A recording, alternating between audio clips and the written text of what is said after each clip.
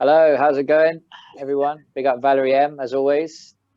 Hope everyone's doing all right through this really difficult time. And yeah, that's it, really. So I can get Trying Dan to get the down. name up. Yeah, there he is. Don't worry about it. Oh no, I like it. Can't sit like that for an hour. Oh, I'm liking it. I'm like, oh, dancing. Yeah, dancing. Think I'm liking my backdrop. Yeah, dancing. Dan, let's fast forward. It's Friday and people just wants to be inspired. And I know that what I do, and I want people to be just as curious as I've always been when I first met you musically. But you've got some great tracks that have been hitting up through 2020. I mean, long way before. But I would like to say to everyone that for someone that kept a lot of us bouncing, producing some great tracks through 2020, and I'm going to go straight in right at the deep end. I want to know more about you. Who are you? Please introduce yourself to the public, and where did you grow up? My name's Dan. I grew up actually in a place. I was born in Cambridge, first of all, 1981. Oh, you're Cambridge. Yeah, the Rosie Hospital, it used to be called, and it was on Mill Road. Shortly after that, my mum met my stepdad, and we moved to the United Arab Emirates, which a lot of people know Dubai, but the capital is actually Abu Dhabi. And then furthermore from there, we moved to a very small place called Ruwais, and it was like a man-made village or town, sorry, not village, town in the middle of the desert, 3 hours away from Abu Dhabi, and that's where they'd found some oil. So they set up lots of refineries and stuff like that. So they created this town for all the families of the people who worked in, had anything to do with it. They all had to live somewhere. Obviously, they had schools, recreation, restaurants. Yeah, it was a really secluded but lovely place. It's about 15,000, 13,000 people, something like that. So it wasn't like very, that small. There was, a whole thriving community. But yeah, that was where most of my childhood, between there and the UK. Oh, right. Really. Okay. Now, what made you, how did you manage to be in Dubai? Because all you've said is you grew up, but how, why? Yeah, because my mum, no, I didn't mention that. My mother married my stepfather, who was from there. Oh, I see. Okay. So obviously he took his wife there, and my mum had already had me. So he took my mum and me there. And then, and then they went on to have my 3 sisters, who came 10 years after me. Oh, wow. That's a massive age group. That's a massive age gap, isn't it? So yeah, your big gap. Yeah. All right. Your big brother. Okay, cool. Yeah.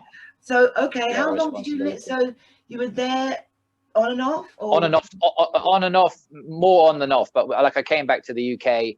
My granddad still lived over here. My nan lived over here. And yeah, I came back, I don't know, I can't really remember exactly, but summers perhaps, or Christmas holidays, and they're just, spontaneously, it seemed like, throughout that time, probably, I don't know, about 15 times maybe over a 12-year period, like just on and off here and there. Do you want to go and see your granddad for a month or so? Yeah, sure. But the problem with that was, as I said, I did move around a lot when I was younger, and basically it just made schooling and laying down some roots and stuff like that. It just made it all a bit difficult. I was always all my little groups of whatever I was doing kept breaking up, and so yeah, it just made the whole thing a little bit harder really than any young person really should have to go through. But hindsight, what they say, if everyone could have hindsight, we'd never make any mistakes. Exactly. Yeah, looking back, I would change that. Yeah, I would definitely change that. I guess it's easy to say that you would change that. I mean, I was, you and I getting to know each other. I can actually relate to that scenario of living abroad, because the Caribbean folks are renowned for removing their children at young ages and bringing them back to the West Indies.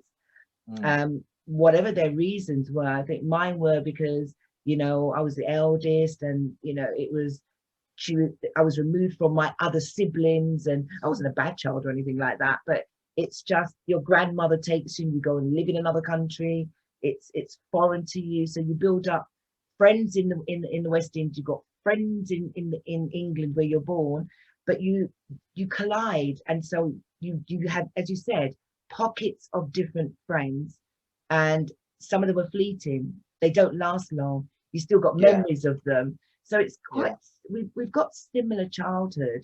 I found that in my later years that it plays a major role now, because I've never been able to sustain the friends I have now. I hold you dearly because I've never been able to have those friends and sustain them over the years.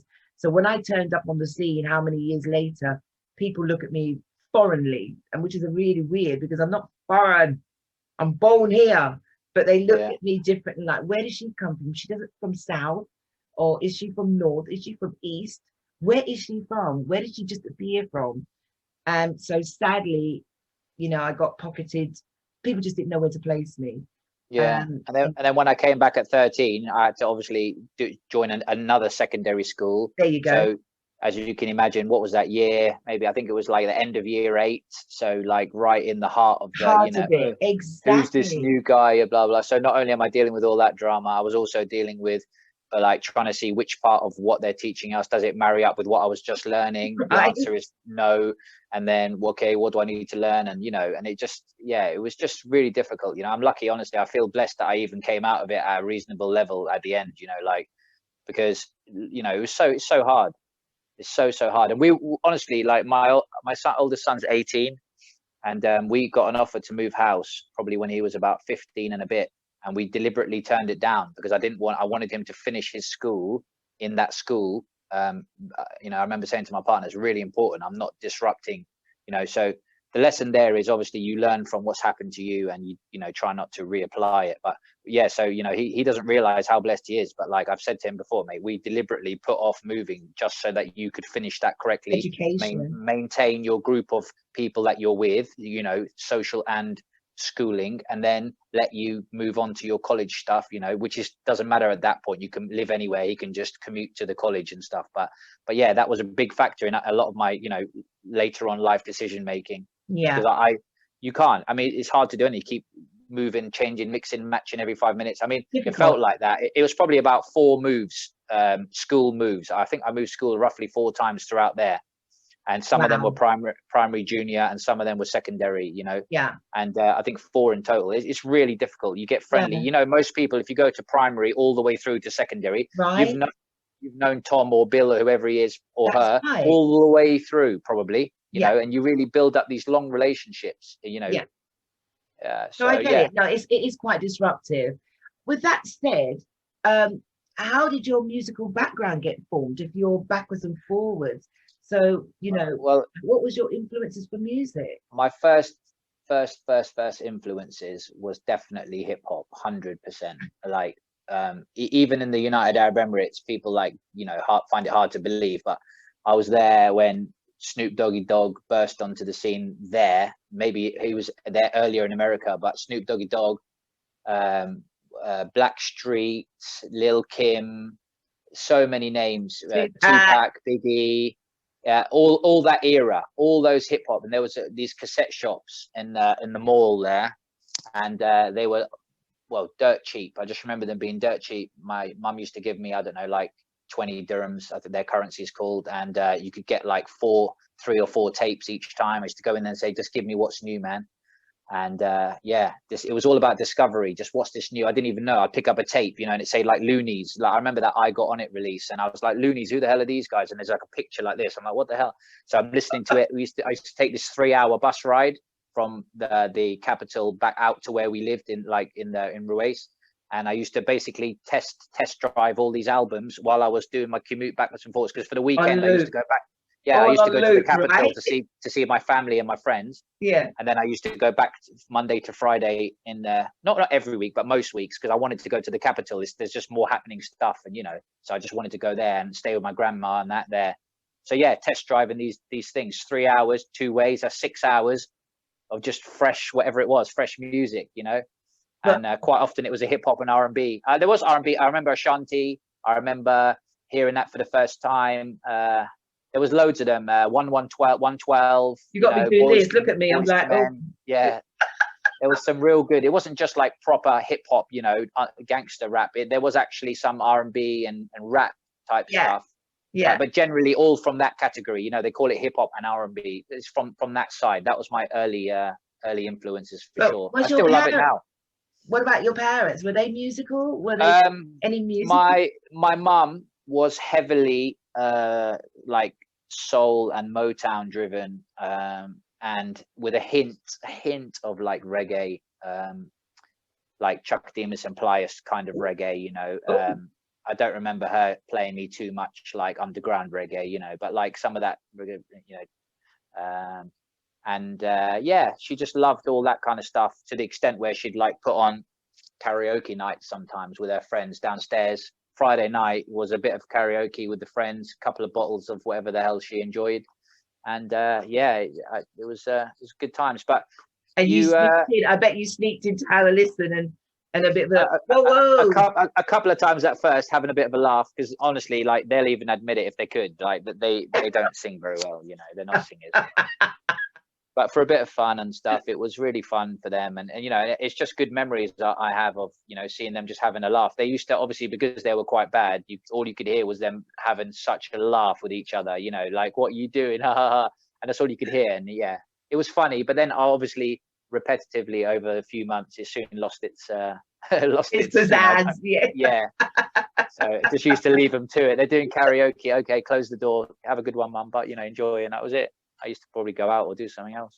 So when did you finally come back and be solidly in the UK? Because here you are with all this influence of, you know, hip hop and soul, because no matter how you look at it, you've got this grounded roots of soul, black infusion music.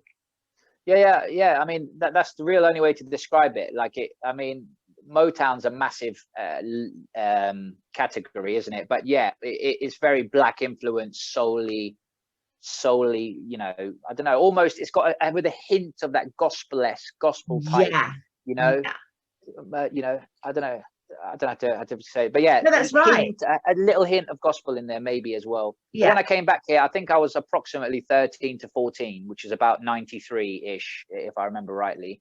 And then basically, yeah, I came back and we stayed with my nan for a while because we didn't have anywhere to live at first. And then shortly after that, my mum got a house, and yeah, the people, because obviously my friends, some of my or not friends, but people I knew around there, they knew that I'd come and go and stuff. So when I came back, it was like, oh, you're back again, how's it going? And then it was like, you know, what they're into is what I was checking out, because we didn't have house and garage and stuff in the Emirates. It was really unheard of. It was all, like I said, in the Emirates, there was a lot of Sudanese people, basically black people, but you know, the black Arabs, there are black Emirati Arabs, but a lot of the black people there were from Sudan and Ethiopia.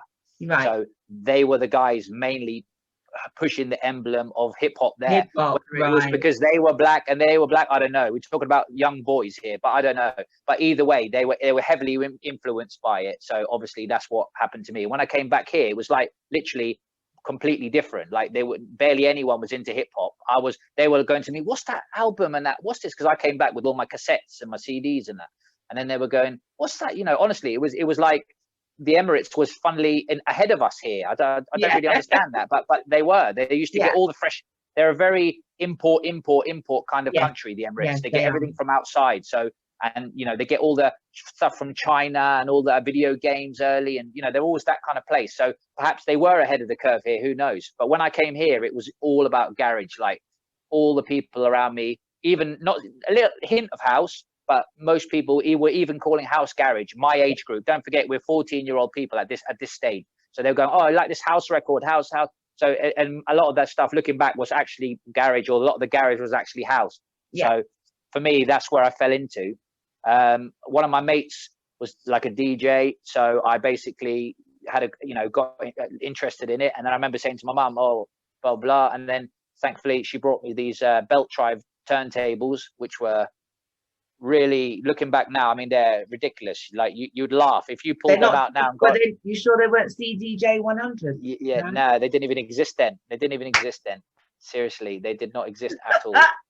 And yeah, so they were difficult, you know, to say the least. Looking back now, but that's really what I think's helped me a lot to become quite a sort of consistent DJ with, you know, a decent skill level that I can maintain throughout sets and stuff without, you know, having all this mix and match stuff. Because I've learned on the real, in my opinion, what I'd say the hardest way, the belt drive, you can't get any more ropey than them. You touch them and they stop. You press them and they take 2 or 3 seconds to get going. I mean, they were terrible, really. So you But served your terrible, but good. apprenticeship. You definitely served your apprenticeship, didn't you? And then I upgraded to the direct drives, which is what everyone knows is the best technology of those, which obviously Technics were the best ones at that time. But I had some, I think I had Sound Labs first. They were very good, but they weren't Technics, because obviously Technics were very expensive then. So I had Sound Labs first, and then I finally saved up for you get to the top, the Technics, and it was good. It was good. I enjoyed it. Do vinyl? Did you not practice? That's what I'm talking about. That's what vinyl. Belt drive DJ. They're belt drive vinyl turntables. That's what I'm saying. Belt driven. They're not. They don't have a motor. That like they've just got literally or there is a small motor, but it's a belt that drives them. Like, whereas now that the motor drives the plate directly. That's what I'm trying to say. Right. I got you now. Now I get you. Because I feel I I don't know about you, I feel that if you haven't, I know it's a horrible thing to say, but if you were to put vinyl in front of a lot of DJs today, they wouldn't know what to do with vinyl. They wouldn't know where to start with vinyl. They've probably seen their parents play on the Blue Spot Grab or their Technique stereo or something like that, but never DJed with vinyl. So I guess it would be, I think it takes away a lot of the magic of being, for me, in my eyes, being a DJ, knowing that you actually do know your skill, you do know what you're doing. Yeah, but also then you had to know your music. You had to know what that record did. I remember that, like, I knew all of my garage tunes literally inside out, because when you're DJing them, playing them out, you can't look at something to know, oh, it's going to kick in a minute, or it's going to kick in, or there's another bit here where it goes quiet. Yeah. So I'll use that bit to then fade this one in. Like, you didn't have any kind of visual. It was literally all about you knowing your tunes. Yeah. So nowadays you can download a tune today. You can put it on the decks and you get like a visual representation. So you can kind of see, oh, it drops in there and there's a bit of a lull there and so on. Which is not a bad thing. DJ today and tomorrow. Yeah, it's not a bad thing. I love the new technology, seriously, and I've embraced it. I use this thing called Record Box, like most sort of professional people, and it's amazing. I've got all my collections, deep, Garagehouse, two-step, whatever. I've got it all, old school, new school, different. You can have it in multiple different select folders, and that go into a place, I see what the mood is, I see what the vibes required, and then I just go into the relevant location, and then I can pull out from there, rather than me carrying. Yeah, it's wicked. But I do think, even if you're learning to DJ today, take some time, a year, even 2 years, and just practice. Just buy a bunch of old crappy vinyl that nobody likes anymore. It doesn't even matter what they are, doesn't matter what genre, nothing. Just get some vinyl and just have a play around. Go down your garage or wherever it is that you do your stuff, and just literally play through them. When you come back to the digital, you'll feel that you'll start to appreciate how luxurious it is. I mean, that's what I feel like. I feel like the old days was like driving those old minis that I used to drive one. My nan used to have one, an old mini Metro. And now I get into my sort of Ford Focus, fully packed out with electric everything. It's a completely different car and drive, you know?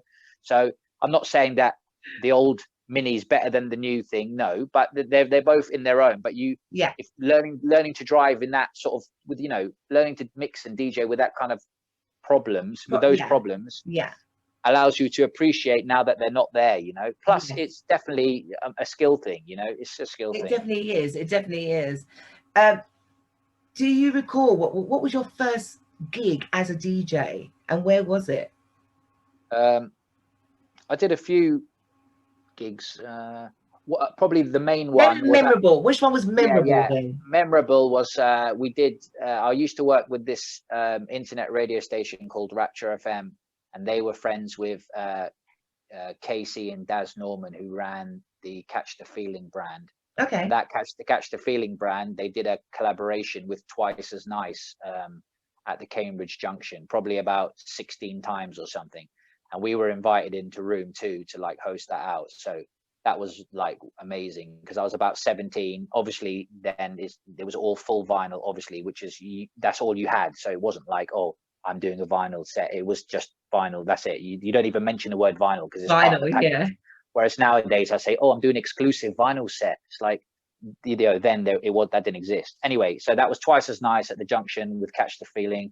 Everyone and, you know, whoever you've heard of was there at some point. I remember one of the first tickets, EZ, Timmy Magic, Norris the Boss, Matt Jam Lamont, obviously Casey and Daz Norman were there, a few local people as well, the Rapture FM people. I call them those are cream of the crop names, darling. Cream of the crop names. Yeah. But well, back then EZ appeared there a few times. You know, he was a kind of different then, in the sense of you'd see him on more sort of, you know, regular nights on the circuits. I call it the circuit. He was just, you know, and he wasn't, you know, I didn't really, you know, bear in mind I'm 17. I don't think he'd even got that big at that point. Maybe that was 90, I don't know, 6 or something like that. 7. That was a long time ago.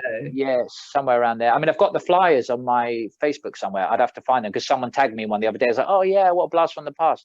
But yeah, I mean, you know, they were all, and I didn't even know. I met Norris the Boss. I've got a picture with him somewhere, me and him, like, you know, posing, whatever. And that was from such a long time ago. And it's funny now that this guy is now playing my tracks and is on his shows occasionally.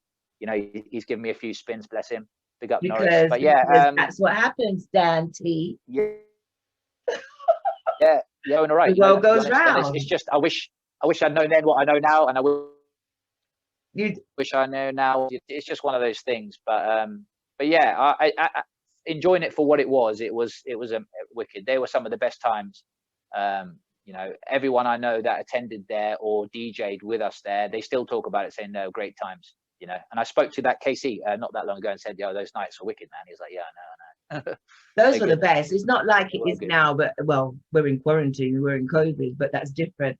Okay, I'm going to ask you this. So you started in the music industry, you're now DJing, but isn't it true that you took a bit of a hiatus, and why? Yeah, so that was like 17 ish, and then my son Dylan was born when I was 20, and but you'd only just got started then. Kind of, yeah. I mean, obviously at that point I'd been mixing for about, I don't know, 5 years ish, 6 years. I'd started to play out a little bit. Obviously that Twice as Nice, and then there was a few local gigs and bits and pieces, some more low key. I mentioned that one because obviously most people recognize the name, but a lot of these names and a couple of these bars have not even existed anymore. They've gone now. But back in the time, there were certain bars and little clubs and whatever. Cambridge has got a few. They used to have quite a few little cool little underground clubs and that, but they're not here now. So yeah. Anyway, so 20 years old, Dylan was born, and yeah, I've been working full time since I was 16, trying to pay into the house to help my mum and stuff like that. And yeah, so he was born, and it just became, you know, as the months went on, it just became harder and harder to justify putting time to it, justify putting money to it, having large decks set up and that in the living room, because obviously 2 turntables, the big mixer and the speakers, you know, it wasn't as, you know, compact as some of the stuff is today. Or I didn't have these nice carry cases you could slide it away. You know, the setup and dismantle and setting it up was just so long-winded. Everyone I know just left it out. You used to have to set a place for it and just leave it there. It wasn't like now, whereas I get my RX out the cupboard and it's, you know, it's easy. I can put it away. Anyway, so yeah, took a break from about maybe 20. It took a couple of years before it got really too hard. So maybe like 22 years old. And then I didn't come back to it till maybe just after 30, somewhere after 30. Wow. So you took like 8 years out. Yeah. Did you still keep your ears to the ground? I'm sure when you came back, how hard was it to you know, sort of like literally just you know, jump right in? How did you adjust? I did honestly jump right in, because when I came back, I met my friend Richard, me and him, we were on Hive Collective together, and he was doing some bits and pieces. And it's like, yeah, I used to DJ. We're having a chat, and it's like, oh yeah, I used to DJ. And some people still know me. That, oh yeah, Dante, what are you back doing this now? Are you? Oh yeah, come on, mate. You were wicked, mate, back in the day. You know, I'm like, oh thanks, man. And then I had a little bit of that here and there. And then they put on this garage night. That was at the Fez Club, with and MC Kai came down, and they were a lot of them were very sort of new to DJing, you know, like, well, not new, but a lot newer than me. Anyway, so they said, "Oh, would you mind? You know, do you want to do it?" And I said, "Yeah, I'll do the main set with Kai, no problem, man." So I jumped straight in there, and I'd only been back on it about, I don't know, a year or so, or 6 months. I'm just getting my music collection back, because obviously now I'm back, it's all digital. So I was trying to download, purchase, buy, get some vinyls out, recording the vinyls, trying to get the WAVs and that of some of my more rarer bits, and you know, and yeah, it was fun. So I went there, did that, and then since that day, it's just been like, that was my first sort of big gig again, coming back. Yeah, I've just been full on. Then I got everything set up, my Facebook pages, all my online stuff. Was were people helpful getting you back onto your feet, back into the music industry? Medium, like, you know, no one really, you know, I didn't get carried there. You know, it's hard work at the end of the day. You have to get everything in order, you know. It's from, as you know, from artwork to online presence to getting, you know, as a DJ's perspective, sourcing all your music, making sure it's all the correct quality, making sure it's all categorized properly. You know, for me anyway, I like to have everything in its right, you know, things. And yeah, it has been quite hard work. But now, thank God, I'm in the position where I've done so much hard work. It's relatively easy just to add in the one or two that I find here and there now, rather than in the beginning, we're talking like, you know, well over 1,000. I had to obviously organize, you know, make sure, again, quality, when you're doing these vinyls, sometimes they've got obviously weird crackles and bits and bobs, and you know, because there is no digital copy of them. They are the original vinyl rips. That's it. So you have to obviously make sure. And then it was like, "Oh mate, have you got a better copy? I've got this one, but it's not that good." And sometimes I would, like, you know, my friend would help me out with a couple of copies, or I'd help them out with a couple of copies, you know, only to spread the love. No offense to anybody, but to the people I know that are doing it for the, you know, they've been desperately searching for this tune, and I can help them, no problem, I'll help you. You know, yeah, you spread the love. But yeah, like to the true collector people, you know, there's a handful of them around, and they know who they are. But yeah, they're the people that I like that. They keep that. Do you remember the first tune that you actually produced? Yeah, of course. That's Bumpy Bass. Ooh. And that was Open House Records. He's run by a guy called Ruben. He's a wicked guy from Birmingham as well. I've never heard of it, and I know enough research about you. Yeah, well, you should have looked for my first one. That was 2018. Bumpy really? Bass. Yeah, Bumpy, and it literally and it sounds literally like it sounds. It's a dub style, nice beats, nice bass line. In a minute. Yeah, you can. It's a nice, really nice tune. And big up Ruben and Open House. It was like my first record deal that I got, actually. So big up him. As you can see, my fingers are all Bumpy Bass. And talking about Birmingham as well, like I've had so much good music or vibes from Birmingham. Urban Dubs family, MC Blender, and Timberwolf at the ATM family. JD Lee, female vocalist who I've worked with a lot. She's from Birmingham. Okay. Had some great DJ sets with DJ MJ. She's part of Urban Dubs from there as well. There's some good people. You know, I did this other amazing gig with The Only Way Is Garage. That was in Birmingham as well, about 2 years ago, and at Christmas time. And me and MC Chiverton, who's also from Birmingham, he was on my set. That was a great event. That was one of my favorite events, probably of recent times. The vibe in there was, honestly, everyone knew. I was playing like my real style that I love. I didn't deviate. Which is, what's your real style? Well, my real style is that original 95 sound. They're calling it like garage house now. But yeah, it's like housey, garagey, proper raw underground sound. Yeah. You know, in general, quite raw, very limited vocals and stuff. Yeah, just like that raw sound. I love it, you know, and that's what I try to do in every song. Some of my songs go a bit left, they go a bit right. It is what it is. As long as it's got a vibe, I'm happy to put it out. I don't claim to be a garage guy or a house guy or a garage. I just claim to make underground house and garage music, and I just leave it open like that. If someone wants to call it garage house and put it in this folder, no problem. Someone wants to call it deep house, you know, no problem. I'm influenced by all genres of like underground house and garage, really. I don't like to try and put too many, you know, barriers up, really. I don't think. What would you say is your average for you or your listeners? What would you say is your average way of putting a tune? What's the vibe that you get when you know that you've got the right track, and then you've got to find the person to collaborate to put the vocals on it? I don't know, really. it's just honestly a case of playing. You end up, you flick through a lot of samples, you flick through a lot of sounds, because obviously when you're making, not obviously, but when you're making this, you've got like a MIDI keyboard, and you can put like, I don't know, a Rhodes piano or a trumpet or whatever, all these different sounds onto the keys, and then you can play stuff. Yeah. And sometimes it's about trying to find which sound works with that, and it's you know, trial and error. There's an amount of trial and error, then there's amount of what you probably will work, you know, so you can start narrowing that down. Right, these sounds normally go with these, and then a lot of it's just literally having a look through massive sample banks. I've got a huge library myself. There's a few good online libraries that people use, whether you're looking for a little saxophone bit or a little guy saying yeah, Right. or it could be anything. Yeah. You know, and you just, the song kind of tells you, you just get a vibe from it, really. I don't know. And then from there, then some of them, like the one I've worked with you and Donna Cousins and JD Lee with, I think now this one is not dub style. This could have a singer on it. So that there's, I don't know what the difference is, really, to be honest, off the top of my head. But something says just filling it with some samples is not good enough for it. This one probably needs, you know. So yeah, there has been a few occasions, and even MC Blender as well. Like with him, it was like, yeah, this one's good. This one could do with an MC. Like I said to Blender, right, check this one out, man. Do you like it? See what you can do with it. And then he come back with this. You know, he's done it a few times. Some really good tunes I've made with him. So yeah, and that's a completely different style. You know, with an MC, it could be, I've done a couple where he's MCing throughout the song, like he's made verse 1, chorus, verse 2, and a couple with him where it's like a dub style. I've just taken snippets of his voice. You know, there's one called like Get Involved, and that was like, you've got to get involved, you know, and that's pretty much all it was. But the way that I'd done it and the way that he'd said it, it just flowed, and it just, you know. And it gave it that vibe. I know the track you're talking about. It just gave it that vibe. Yeah.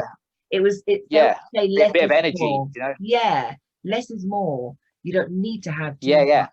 And that's what I noticed with your style. It's like you seem to get the best out of the top lines and drop those vocals bang into those riffs, and it's just beautiful.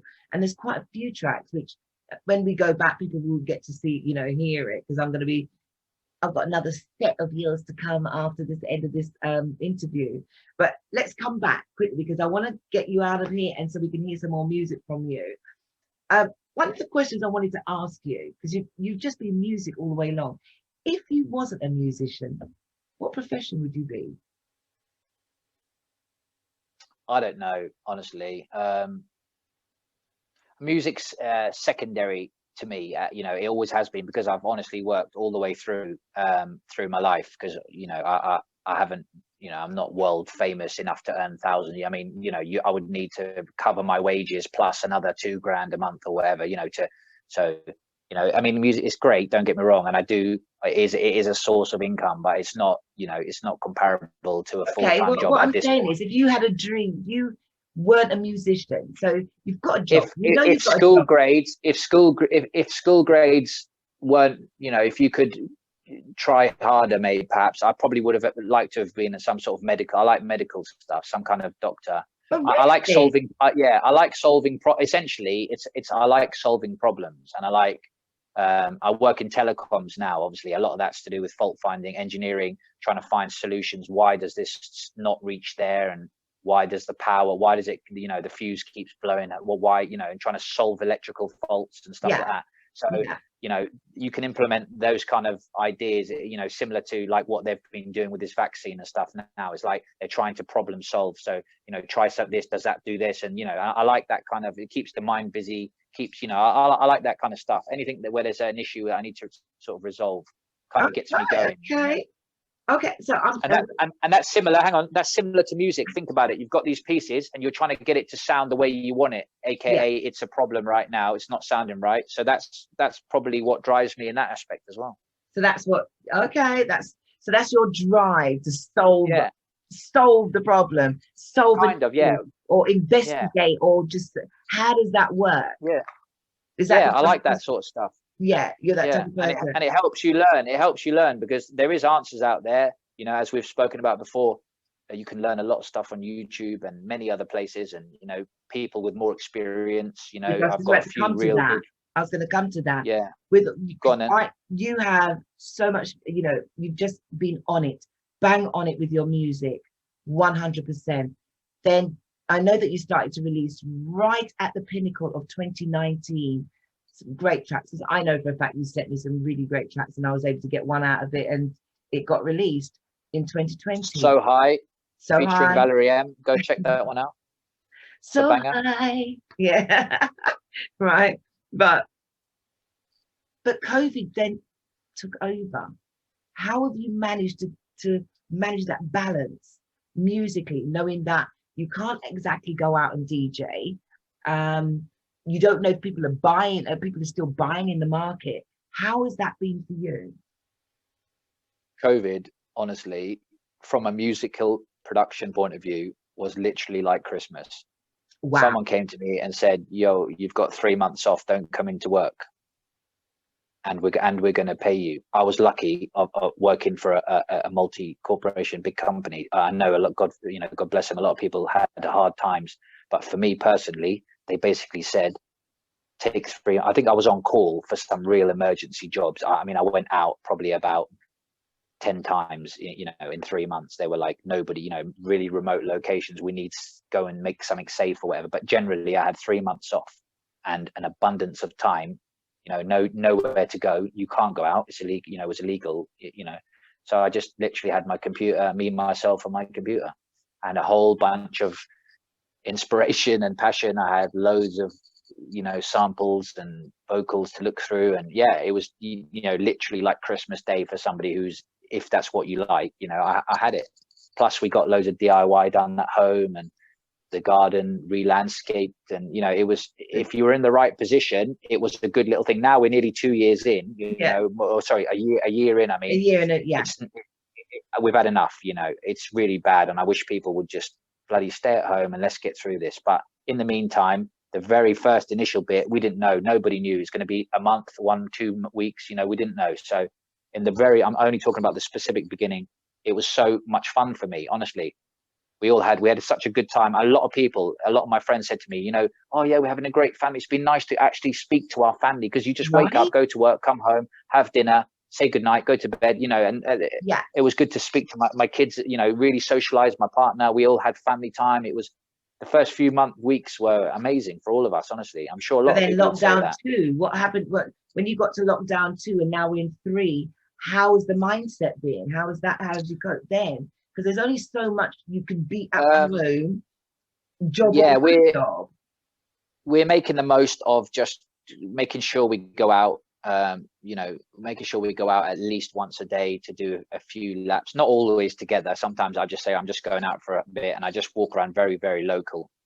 My son likes to go for a bike ride around like the little bit larger area, but the same thing. And then we just walk around. I think it's hit my 9-year-old the worst, because he can't play out. Yeah, he can't play out.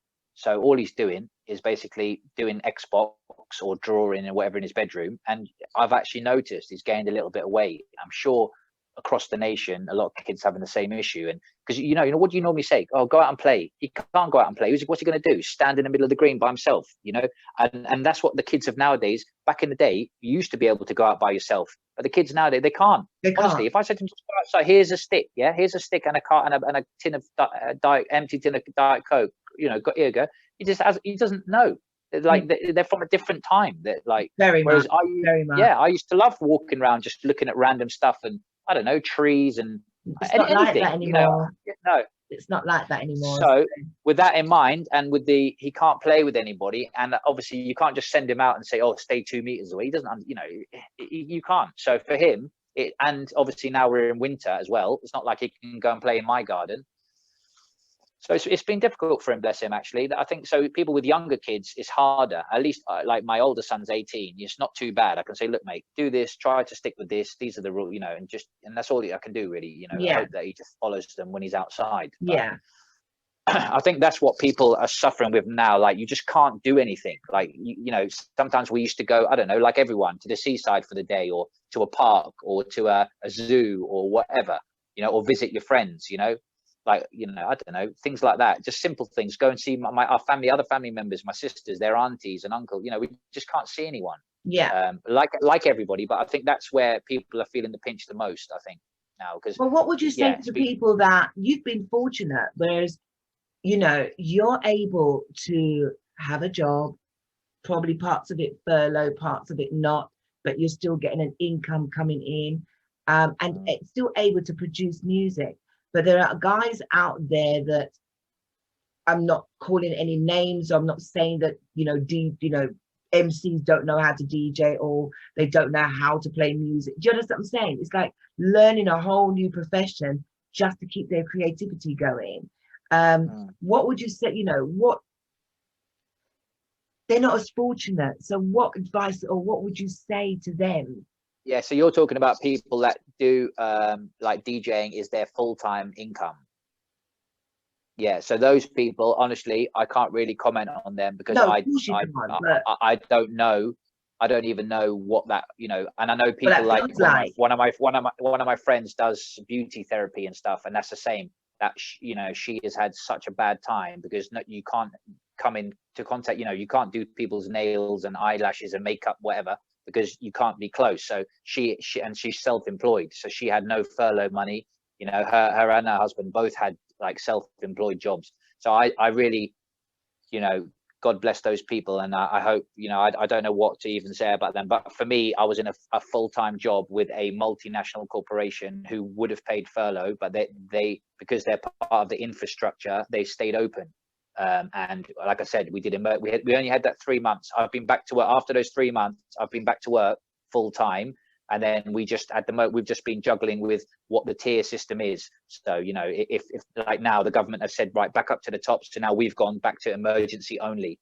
And then when it goes back down, we'll go back to, a little bit more and so on, and there's like a tiered level of jobs. We don't just go out for the sake of it and do run of the mill stuff. No, we've been on the, what they call priority needs list. But yeah, like a key worker sort of thing. Yeah. But like important jobs, important jobs that need doing, like things for the hospital or old people's homes, or anything to do with like medical, like I don't know, like police, ambulance, anything to do with infrastructural stuff.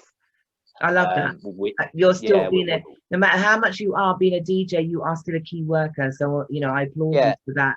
Yeah, but DJ had to take a back seat because there's only so many live streams you can do. I like doing them, but I try to do them every now and again to keep them a bit fresh. The same as guest mixes. This year I've just pretty much done all guest mixes for different brands and various things, which has been fun.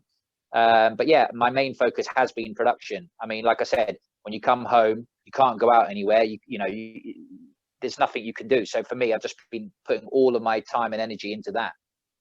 When it's like my pastime, as well as something I've been able to achieve stuff in. It's actually something I do to pass time. Dan, so it's been. I was going to say to you, I just applaud you because you've kept it. You've had to maintain it. You've had to keep together, keep your family together. It takes a lot of work, and a lot of you do have to maintain it. If you take your foot off the gas, things start. I'm one of those people, I like to get stuff done. So when I get something going, I do need to finish it. I can't just sit on a song for like months, and that it just doesn't work for me. I like to get whatever it is I need to do completed and move on. I've got you playing us out very shortly. Any words of advice or inspiration you can give to those in the COVID who are struggling to keep it together? What would you say to them just to let them know that it will end soon? And I mean, I'll say my own bit after, because there's so many people dying at the moment. It's unreal. But let's try and, just to keep everyone's spirits up while we're here. What pearls of wisdom could you offer? I don't know about pearls of wisdom, but I suffer from mental health as well. And I find, for me personally, I just like to try and keep busy. So again, creating music is a great pastime.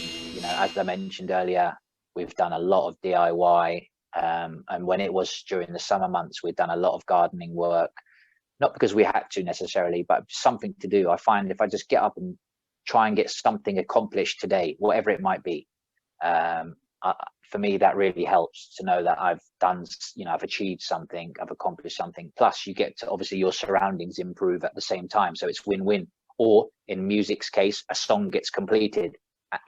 That's the byproduct of trying to get something achieved, something you enjoy. So you would say Plus, to someone who's feeling down and that, you know, it's like the walls feel like they're closing on them, is to just find something to to do, honestly. occupy So their mind. even something random, like, yo, I'm going to play a bloody ukulele. Fine. Go and buy one off of Amazon, about £19.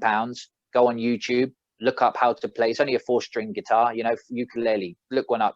You could probably start banging out a few notes within an hour.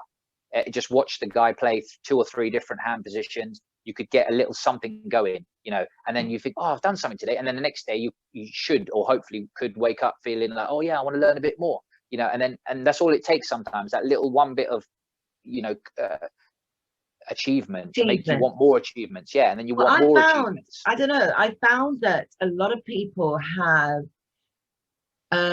well, no, I found that a lot of creative people have opened podcasts now, not necessarily music podcasts. We're talking from all sorts of, from photography to different things that they probably liked, even though they were DJs, musicians, writers, composers. If it's not a podcast, they're starting up their own YouTube channels. I'm probably one of them. And it's because they used to being creative, if that makes sense. But then there's other people who are not just, who've always wanted to write a book, and they've written books. So I found that this is what COVID has done. But there's other people, even though they are creative, have struggled, you know, everything. I mean, I know for a fact that I was up and I can have downs. So, you know, I love your pearl of wisdom that you've just said. It's like, you know what your outlet is. You're fortunate enough. But to those who don't have that news and the equipment and the money to get all that equipment, is to find something that, even if it's not musical, find something that do something that's going to keep the mind going. Like, that's the beauty of this. Like, you know, don't get it twisted though. I've had some terrible anxiety issues and stuff through this as well. It's not just been sitting here pretty, you know. I know you have as well. Yeah, bless you. But what I'm trying to say is, you know, in spite of that, there has been some positives. So like I said, from the start, I found this, and it was literally like, yeah, have 3 months off. Everyone's complaining. I actually thought, oh, I've got 3 months off of work here. I've still got, you know, I had all my equipment beforehand. So it was just a case of, you just give me some free time. I can get my house in order, you know. So, but as it's gone on, I've been learning extra stuff too.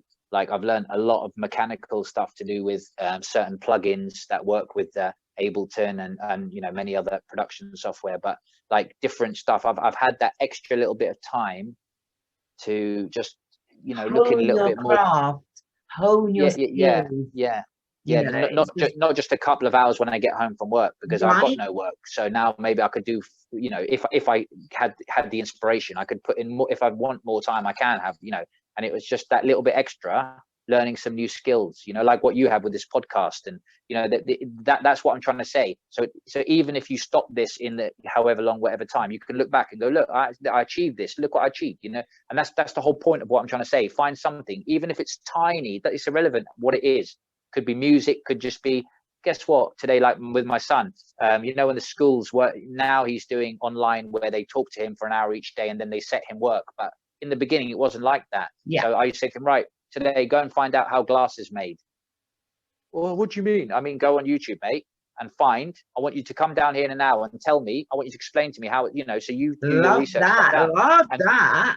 And we were doing that regularly. Trees, paper, anything I could think of, something, you know, not too crazy, but just, you know, he's only 9, but something like, which I think he could, you know, again, achieve. And it's like, yeah, well done, you've achieved that today, look what you've learned, you know. And then we did a little bit of martial arts stuff in the background, and just trying to, you know, again, he might not never do martial arts again, but he knows some now. He's learned something. He's learned something. He's learned a few kids, and he'll remember something that he's done with his dad. Yeah, as well. And just anything, even that martial arts. What about yoga? What about meditation? What about, I was just going to come on to that subject. There's so many little things, you know. So many, you know. It's that whole meditate. I'd like to think that even though we are being tested I mean, we have been truly tested mentally, physically, our well-being, because we were not. And there's people worse than us who have lost their family members as well. Exactly. So they've been tested to the same level and then have to deal with grief as well. Oh my good God. And I know, grief it's unbelievable. is something that changes us, you know, it changes you literally. So can you imagine that you're losing someone and you're not even able to go to the funeral? You've got to watch it online. You didn't get to say goodbye. You weren't. I honestly can't imagine. I lost my mum 3 years ago, without COVID, obviously, and that was, you know, I have no words for the level. So again, like I said to my son, my oldest son, mate, if you get COVID, God forbid, and you're one of the unlucky people who get it really bad, I can't come with you, bro. I can't come in there and, you know, and that alone is, you know, or me, what about me or my partner? And we can't help each other. It's unbelievable. And then that poor man or woman dies there, and she can't even say to her partner, "Oh, I've kept this stuff here, the password's this," or, you know, "Don't forget to get this." So it's unbelievable. I mean, it's put your house in order. Comprehend it. People need to learn to put their house in order. If this hasn't taught anybody to not put their house in order, I don't know when you will. I'm sorry. It made me. I just wish to God, you know, I hope that those people can, you know, hopefully move on from this, and you know, it's going to take a lot. It's the best it can be. It's the best it can be. It's going to take a lot, but thank you so much. It's been a real Dan, serious honestly. thing. Yeah. Just to end it all, I'm just going to ask you this: you got some amazing tunes out now, right now. What's your latest tunes that are out right now? And I want you to tell the folks so they can now find you. Okay, so first of all, I'm on, hopefully on all platforms. So I've got a link tree, which basically you can just click on there and you can, you know, consume my my media whichever way pleases you, whether it's Apple, Spotify, YouTube. I'm on all of those. So please subscribe, please follow, and try and leave a comment. Let me know what you're feeling, what you're enjoying, and then that's good for me. I love that feedback. Like, people don't realize how important that is, and I try to leave on other people's. Great work, mate. I'm loving that vocal. I love that sax. I try to, you know, I think that's a really good thing. So if you're not doing that already, guys, please do that, because it's important. So right now, I've just had one out yesterday, and that's called Just For You. And that's on a label, TikTok Tracks. They are supporting mental health, and all of the tracks that are on that label, they're all to do with for charity. So all the artists have donated the tracks. Essentially, the artists are going to get no income from them at all, and the mission is basically supporting mental health. They're doing a good job for humanity, as well as putting out some proper underground house and garage vibes. They're on all platforms as well. So yeah, please go and check them out. That track's Just For You. Also, I've just had one with I've had an EP out with Bob's Your Uncle Records called Realize. Big up everyone supporting that one. That one has charted a few times and it's doing really, really well. So big up all the Bob's Your Uncle Records crew as well for having some faith in that record. And as always, Mr. Martin Depp at Pogo House. I've just had Groove With It come out, and that's a 2-tracker.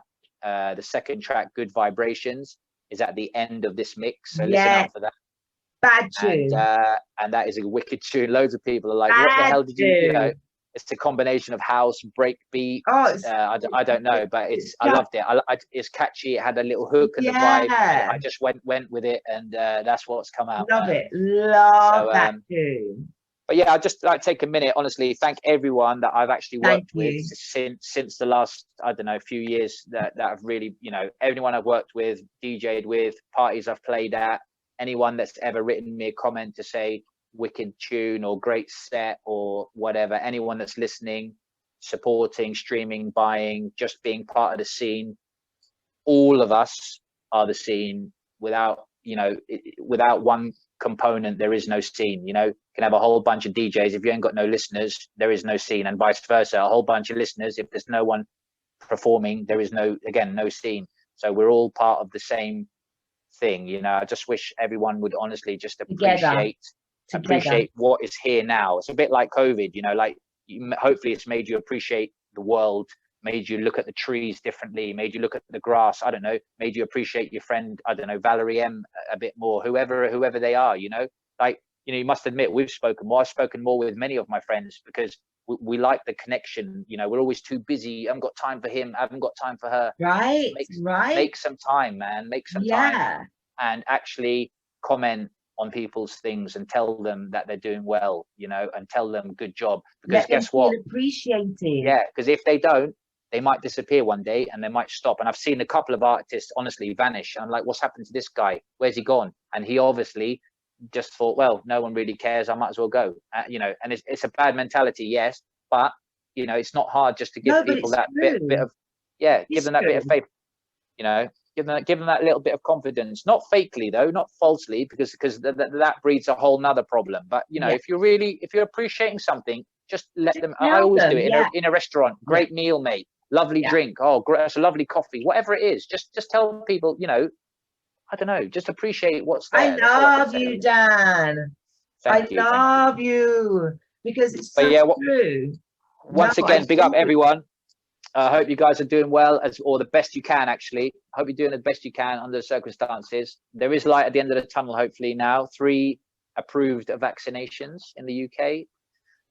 Let's see what happens. You know, let's get the older people protected and the vulnerable people protected, and just see what happens. And for all those that don't want the vaccine, can you stop telling other people not to get the vaccine? Because let people make their own mind up if they should have the vaccine or not.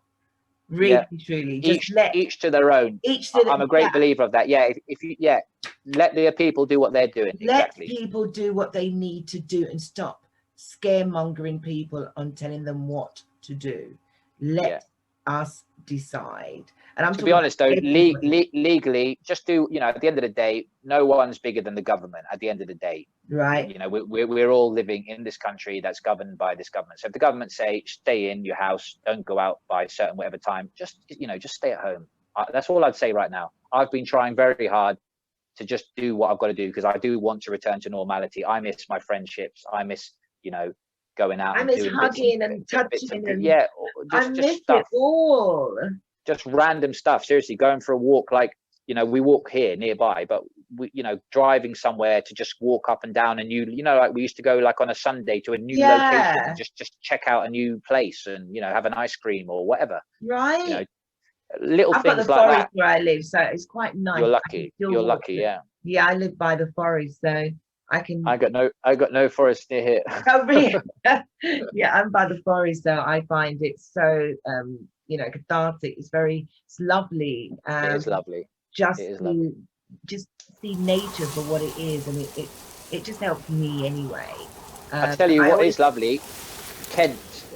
I've been to Kent a few times for music purposes. Yeah, my friend lives down there. My friend Donna Cousins, who I work with, lives up there, and the scenery there is amazing. Tremendous. Amazing. Yeah, it is. It really I love it. Is. Every time I drive there, as soon as I come to a certain bit, I'm like, oh yeah, I remember this, and just pure trees and green. It's really lovely up there, like particularly lovely. Kent, it seems to be anyway, the Kent area. Dan, it was an awesome pleasure. Thank you. I love the music that you started us with, and I'm ready for you to play me out so that I can get up and get my groove on, because it's Friday. So thank you so much for coming on. Thanks for having me on, honestly. And big up everyone supporting, as I said, the scene in general, all the people who have suffered from COVID related problems. God bless you all. And yeah, let's hope for a better rest of the year. Speak to you soon. Hopefully I'll be working with you again soon. Speak to you later, darling. Definitely. Take it easy. Ciao. Take care. Bye-bye. Bye.